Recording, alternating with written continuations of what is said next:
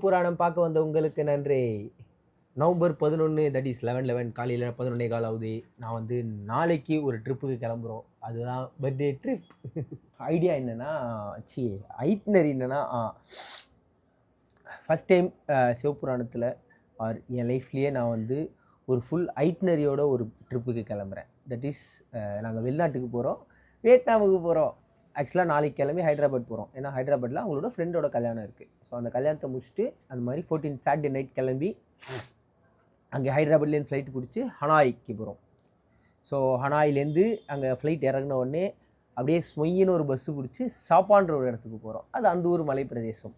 அதை பார்த்துட்டு அடுத்த நாள் கிளம்பி ரிட்டன் ஹனாய் வந்து அப்புறம் ஹனாயிலேருந்து ஒரு ட்ரெயின் பிடிச்சி தனாங் வந்து தனாமில் இப்போ வந்து மழை வெள்ளம் வந்து அந்த ஊரே வந்து முழுகிட்டு இருக்குது அப்படின்லாம் நியூஸ் வருது. அப்புறம் காஞ்சிக்கிட்டு இருக்குது அப்படின்னு நியூஸ் வருது. திருப்பி புயல் அடிக்குதுங்கிறாங்க.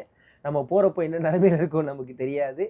ஆனாலும் நம்ம அங்கே போய் அங்கே ஹோயான்ற ஒரு இடத்த பார்த்துட்டு அப்புறம் அங்கேருந்து ஒரு ஃப்ளைட் இன்டர்னலாக பிடிச்சி கீழே ஹோச்சிமின் சிட்டிக்கு வந்துட்டு அங்கே பிறந்த நாளை கொண்டாடிட்டு அப்படியே கிளம்பி ரிட்டர்ன் வர்றது தான் பிளான். இப்போ அந்த பிளான் வந்து எந்த அளவுக்கு எப்படி நடக்கும்ன்றதுலாம் நம்ம போக பார்ப்போம். அண்டு ஸோ இப்போ அதனால் வந்து நம்ம நாளையிலேருந்து ஒரு 10 நாளைக்கு வெளில இருக்க போகிறோம் வீட்டிலேருந்து. அதுக்கான பேக்கிங்கு அதுக்கான விஷயம். ஸோ ஃப்ளைட்லலாம் நிறைய இடத்துல போகிறதால எல்லாத்துலேயும் 20 kg பேக்கேஜ் இருக்குது. ஸோ இவனை செக்இன் பேக்கேஜில் போடணும். அதுக்கு இவனை வந்து எடுத்துன்னு போய் வெயிட் போடணும். இது வந்து 5.85 இருக்குது. இது 11 பாயிண்ட் சம்திங் இருந்துச்சு. பொதுவாகவே நான் இந்த ப்ரெப்பு விலாக்ஸ்லாம் பண்ணுறது இல்லைங்க.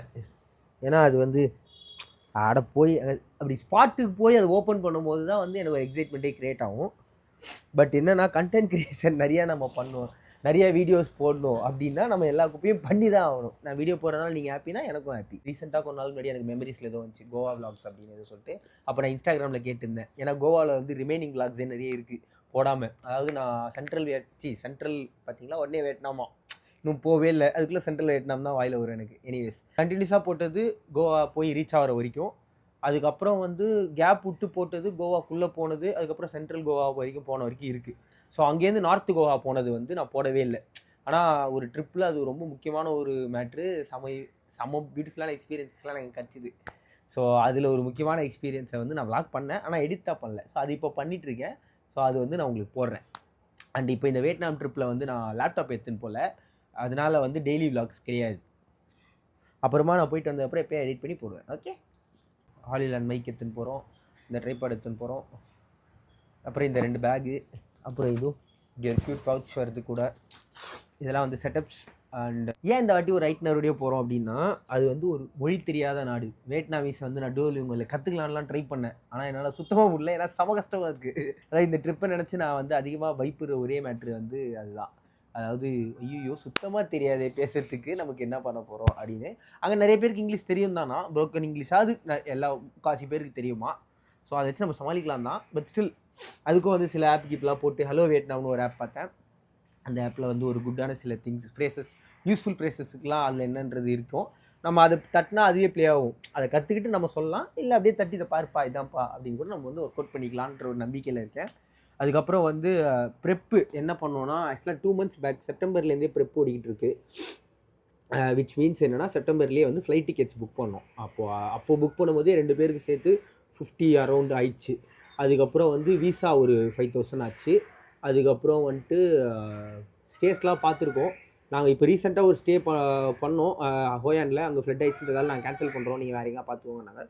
அதனால் இன்றைக்கி மார்னிங் வேறு ஒரு இடத்துல சும்மா புக் பண்ணி வச்சுருக்கோம். இதுக்கெலாம் வந்து உதவுறது booking.com. Yes, we have the set of documents here.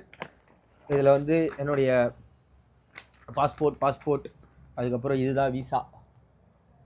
So இந்த விசா வந்து நாங்கள் ஆன்லைன்லேயே நாங்களே அப்ளை பண்ணி வாங்கிட்டோம். அதுக்கப்புறம் வந்து ஃப்ளைட் டிக்கெட்ஸ் உண்டு, பஸ் டிக்கெட்ஸ் உண்டு. ஸோ ஏன் இதெல்லாம் வந்து நம்ம இப்போயே பண்ணுறோன்னா, பேசிக்லி ஒன்று லாங்குவேஜ் தெரியாது. ஆனால் ஆல்சோ நாங்கள் வந்து ஒரு மாதிரி கொஞ்சம் டைட்டாக பிளான் பண்ணியிருக்கோம். அதனால் அங்கே போய் நின்று சாவகாசமாக என்ன பண்ணலாம் அப்படின்னு யோசிச்சுட்டு பண்ணுற அளவுக்கு ஃப்ரீயாக இல்லை. ஏன்னா வியட்நாம்ன்றது ஒரு பெரிய நாடு. ஸோ அந்த நாட்டில் அட்லீஸ்ட் ஒரு கொஞ்சமாவது பார்க்கணும் அப்படின்றதுக்காக நம்ம பண்ணுறோம். நம்ம வந்து ஒரு 8 days போகிறோம் அங்கே. அதில் வந்து அதான் சாப்பான்றது ஒரு மாதிரி நார்த் மோஸ்ட்னு வச்சுக்கோங்களேன். அங்கேருந்து ஹோச்சிமின்றது கீழே சவுத்து. ஸோ அது வரைக்கும் ஒரு 4 இடங்கள் தேர்ந்தெடுத்து அந்த 4 இடங்களுக்கு நம்ம போயிட்டு வர போகிறோம். கேஷ் வந்து நாங்கள் ஆல்ரெடி மாற்றிருக்கேன் நான் கொஞ்சம். ஸோ அதை நீங்கள் போய் பார்த்துட்டு வரலாம்.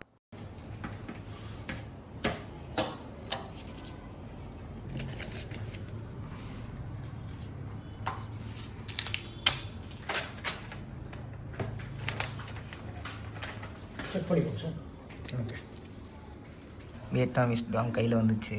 அண்டு டாங்கில் ஒரு செம்ம இன்ட்ரெஸ்டிங்கான ஃபேக்டர் என்னன்னா, இங்கே பாருங்கள், டிரான்ஸ்பரண்ட்டாக இருக்குது. அப்படி நம்ம இது வழியாக பார்க்கலாம்.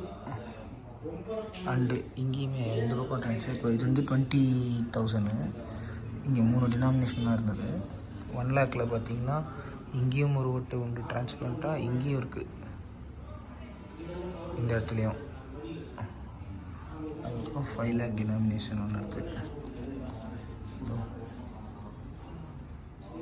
இப்போ இதில் ப்ரெப்பில் வந்து நம்ம இதெல்லாம் ஆன்லைனில் பண்ணலாமா? ஃப்ளைட் டிக்கெட்ஸு, ஸ்கை ஸ்கேனர்னு ஒரு ஆப்பு, ஒரு வெப்சைட் இருக்குது. அங்கே போனீங்கன்னா அதில் வந்து எதில் சீப்பஸ்ட்டாக இருக்கும் ஃப்ளைட்ஸுன்றதை கண்டுபிடிக்கலாம். எந்தெந்த ஃப்ளைட்ஸ் எதில் சீப்பாக இருக்கும் பார்த்து அப்படி ஃபிகர் அவுட் பண்ணி ஒர்க் அவுட் பண்ணது தான் அது.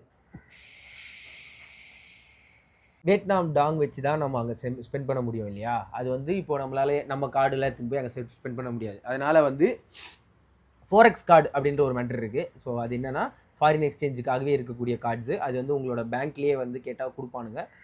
அப்படி இல்லைனா ப்ரைவேட் வெண்டார்ஸும் இருக்காங்க. ஸோ நான் வந்து புக் மை ஃபோரெக்ஸ் அப்படின்னு ஒரு சைட்டில் போய்ட்டு நம்ம ரெஜிஸ்டர் பண்ணிட்டு எனக்கு வேணும் அப்படின்னு கேட்டாக்க அட்ரஸ்லாம் கொடுத்துட்டு நான் என்னோடய ட்ரிப் டீட்டெயில்ஸ் எல்லாமே கொடுத்துட்டு அப்புறம் என்ன கரன்சி வேணும், அதுக்கு நான் என்ன கொடுக்க போகிறேன் அப்படின்றதெல்லாம் சொல்லி போட்டதுக்கப்புறமா அவனுங்க வந்து ஃபோன் பண்ணி நீங்கள் தான் நான் உண்மையிலே பண்ணுறீங்களா ஆமாம் அதெல்லாம் செக் பண்ணிட்டு அவனுங்க வந்து வீட்டுக்கே அனுப்பிச்சி விட்டானுங்க. வீட்டுக்கு அனுப்புறதுக்கு ஒரு சர்வீஸ் சார்ஜும் ஒரு ஜிஎஸ்டியும் இருந்துச்சு.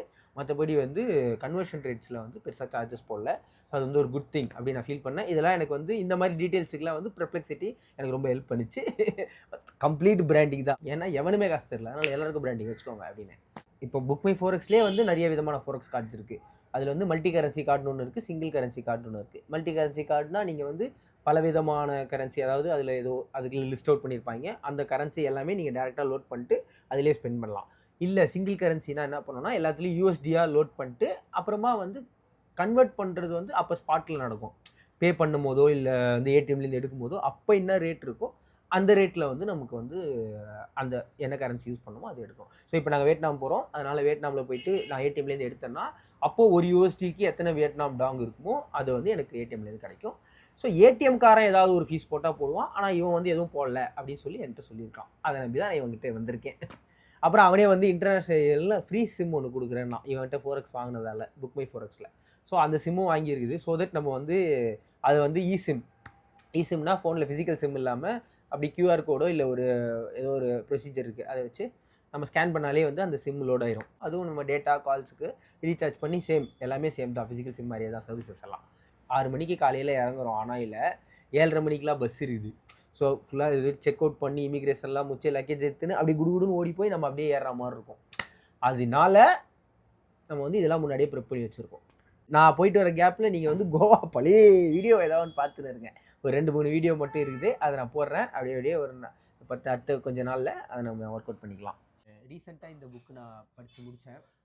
This is called mountain is you. So இந்த புக்கு படித்து முடித்த உடனே வந்து எனக்கு இதை வெளிப்படுத்தணும்னு தோணுச்சு. ஸோ அதனால் நான் வந்து சம்மரைஸ் பண்ணுறதுக்கு எனக்கு நானேவும் பொதுவாகவும் இதை எழுதினேன். இது வந்து ஒரு செல்ஃப் ஹெல்ப் கேட்டகரிக்குள்ளே வரக்கூடிய ஒரு புக்கு தான், but it's a nice read. So கோவாவில் நான் மிச்சம் வச்சிருந்த விலாகே என்னென்னு பார்த்தீங்கன்னா, நான் ஒரு மலையில் ஏறி மலைக்குள்ளே வாழ்ந்து அதுலேருந்து வெளில வந்தது தான். ஸோ அது எனக்கு ஒரு மிகப்பெரிய லேர்னிங் கொடுத்துச்சு. ஸோ அதுவும் மவுண்டன் இஸ் வியூ படித்து முடிக்கும் போது ஒரு மாதிரி அப்படியே ஒரு மாதிரி நல்லா இருந்துச்சு, ஒரு ஃபீலிங்காக. எனிவேஸ், அடுத்த வீடியோவில் அது பழைய வீடியோவோ புது வீடியோவோ ஏதோ ஒரு வீடியோவில் வந்து சந்திக்கும். அண்ட் ஆல்சோ ஹோப்ஃபுல்லி நல்லபடியாக நாங்கள் வந்து வியட்நாம் ட்ரிப்பை முடித்துவிட்டு வருவோம் என்ற நம்பிக்கையுடன் கிளம்புகிறோம். நன்றி, வணக்கம், சந்திப்போம். சிவபுராணம் பார்த்ததுக்கு நன்றி.